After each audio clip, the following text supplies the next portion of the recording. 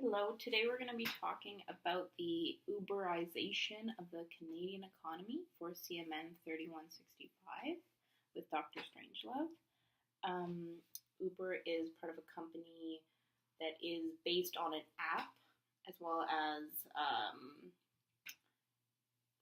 responds to people's needs who use the app to get a pickup drive rather than use a cab.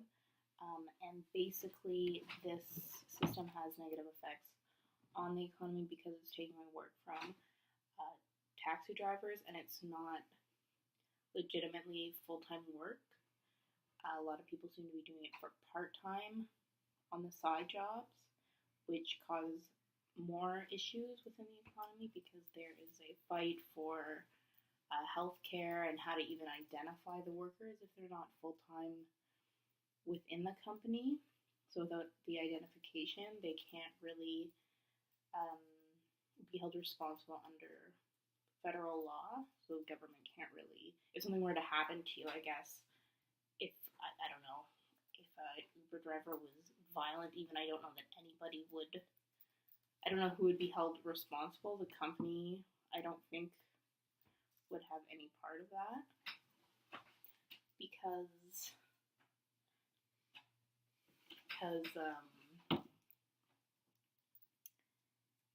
they are not a legal company, I guess. The article that I chose to look at was titled "The Dark Side of Uber: Why the Sharing Economy Needs More Rules," posted online on theguardian.com.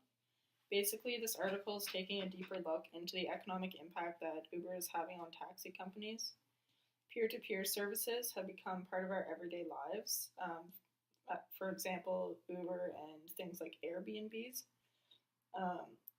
Uber has become a household word, and basically now your Uber rating or your rating of your transportation experience is more important than the ride itself. There's been increasing customer dissatisfaction with taxi services, and Uber is working to provide more customer-friendly experiences. Later on, I'll talk about my experiences with Uber. Sharing platforms such as Uber are boosting employment and incomes for those on the fringe of the labor market and putting thousands of underused assets to work. However, a major concern for those who compete with these new sharing operators is that the playing field is not level. Taxi regulations and license fees force taxi fares to be higher than Uber's. The introduction of Uber certainly does lead to a drop in taxi driver income and the value of taxi licenses. And furthermore, the sharing economy is here to stay. For governments to ignore it and hope services like Uber will go away would be like media organizations pretending that social media is just a passing fad. And shared economy means that it's an economic system in which assets or services, so Uber services or Airbnb services, are shared between private individuals. They're free or for a fee, usually by the internet. But that's going back to the government can't be held responsible because it's not legal. Not that it's illegal, but it's not supported. So just to reflect on my personal experiences with Uber, before I used to use companies like Blue Line and other city taxi companies, but when Uber came out, I was kind of hesitant to try it out because, well, my first impression was that it was kind of sketchy, but then I realized how cheap it was, so that kind of enticed me. So the drivers I've had typically have been friendly. It's like any taxi service, really. Sometimes you'll get a friendly person, sometimes you won't. There have been times that I didn't feel safe due to the nature of the driver and their driving skills. However, I felt like this in other taxis as well. Typically, the vehicles are always very, very clean. Some drivers go over the top, and I've been offered like gum and snacks and granola bars, like control over the radio, all sorts of stuff, which is really cool to have as a customer because you don't typically get that in taxi service. I like the fact that you can prepay with your Visa, so you know right off the bat how much you're paying, when your driver is going to be there, when your driver is there.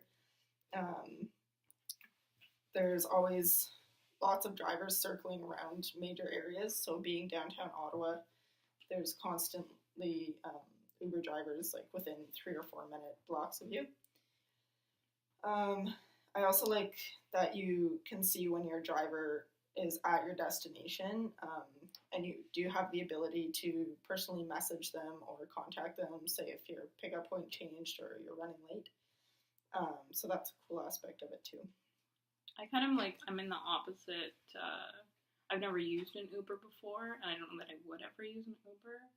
Just like, I find a lot of taxis are, you just hail a taxi, like they're right there, but I don't know, I'm like, Toronto, right, is filled with taxis, but, I mean, clearly I've never been in a taxi where they've offered me snacks or whatever. It's just, you know that you're getting and you're gonna pay. I've had like really creepy taxi drivers, but at the same time, like, well, it's with a company, like, if something happens to me, like, they're gonna get a bad rap.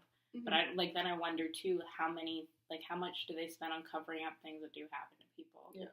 Like, how many lawsuits have they had? Like, there was one guy who like tried to drive me to my actual house, and I was like 3 hours away, and I had to like beg him to just take me where I asked him to take me. Like, there's really weird things happen, but there's definitely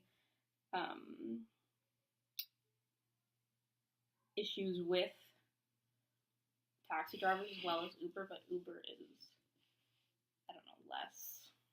almost like a less social, like most customer friendly. Yeah, it's almost like, because you don't have to talk. You don't have to talk to anybody. Like, you don't have to get if you get in the car and say, you can say nothing because, like, you know, they know where you're gonna go. You already put it in your phone. Like, it just takes away that one maybe social interaction that you would have had. Yeah. Kind of like, I'm going to Laurier and wherever. No, that affects you. Anyways, definitely my final thoughts. I'm kind of in the middle on that. I haven't tried it. I don't know if I will try. Maybe one day I will. But definitely we can see that there's a major difference in the way it affects the economy and the dangers of it, in the sense of